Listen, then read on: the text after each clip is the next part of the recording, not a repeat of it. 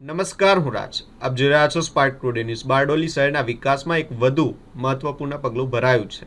બારડોલી અને અસ્તાનને જોડતો નગરનો સૌપ્રથમ રેલવે ઓવરબ્રિજ આજરોજ લોકાર્પણ સાથે જનતા માટે ખુલ્લો મુકાયો છે. માજી કેબિનેટ મંત્રી અને બારડોલીના ધારાસભ્ય ઈશ્વરભાઈ પરમારના હસ્તે બ્રિજનું લોકાર્પણ કરવામાં આવ્યું, જ્યારે મહુવાના ધારાસભ્ય મોહનભાઈ ધોળિયા ખાસ ઉપસ્થિત રહ્યા હતા. સ્વર્ણિમ જયંતિ મુખ્યમંત્રી શહેરી વિકાસ યોજના અંતર્ગત અંદાજે 28 કરોડ 50 લાખ રૂપિયાના ખર્ચે બનેલા આ બ્રિજથી અસ્તાન, કડોદ, માંડવી સહિત આસપાસના ગામોના લોકો માટે અવરજવર વધુ સરળ બનશે. આ બ્રિજ ખુલતા ટ્રાફિક સમસ્યામાં ઘટાડો થશે અને વર્ષોથી રાહ જોતા લોકો માટે મોટી રાહત મળી છે.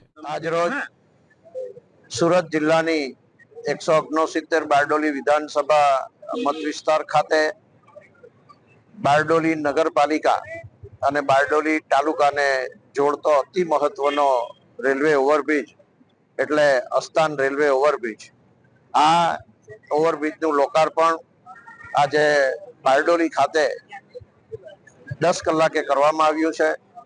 આજના કાર્યક્રમમાં મારા સાથી ધારાસભ્ય 170 મહુવા વિધાનસભા મત વિસ્તારના એવા મોહનભાઈ ડોડિયા પણ ઉપસ્થિત રહ્યા છે અને નગરપાલિકાના કમિશનર શ્રી એવા વસાવા સાહેબ, પ્રાંત અધિકારી અને બારડોલી નગરપાલિકાના વહીવટદાર શ્રીમતી જિજ્ઞાબેન પરમાર, મામલતદાર શ્રી, અમારા બારડોલી નગરપાલિકાના પૂર્વ પ્રમુખ શ્રી ધર્મેશભાઈ, સંગઠનના સુરત જિલ્લા ભાજપના મહામંત્રી શ્રીઓ, બારડોલી તાલુકો અને નગર સંગઠનના પ્રમુખ શ્રી, મહામંત્રી શ્રી, જીયુડીસીના અધિકારી કેડી પટેલ અને ખૂબ મોટી સંખ્યામાં આજે નગરજનો અને ગ્રામ્ય વિસ્તારના શુભેચ્છકો, વડીલો, માતાઓ, બહેનો ઉપસ્થિત રહ્યા હતા અને આ જે કામ ચાલી રહ્યું હતું એના કારણે કેટલાકને ધામડોદની રેલવે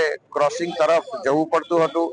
લગભગ 4 થી 5 કિલોમીટરનો એ ફેરાવો પણ આજથી એ દૂર થયો છે.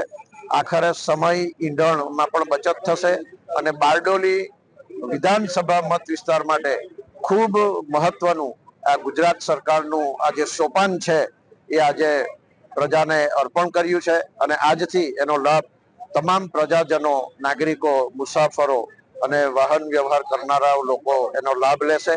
આજે આ વિસ્તારના આ નવા રેલવે ઓવરબ્રિજના લોકાર્પણ પ્રસંગે હું ઉપસ્થિત સૌને ખૂબ ખૂબ શુભકામનાઓ પાઠવું છું.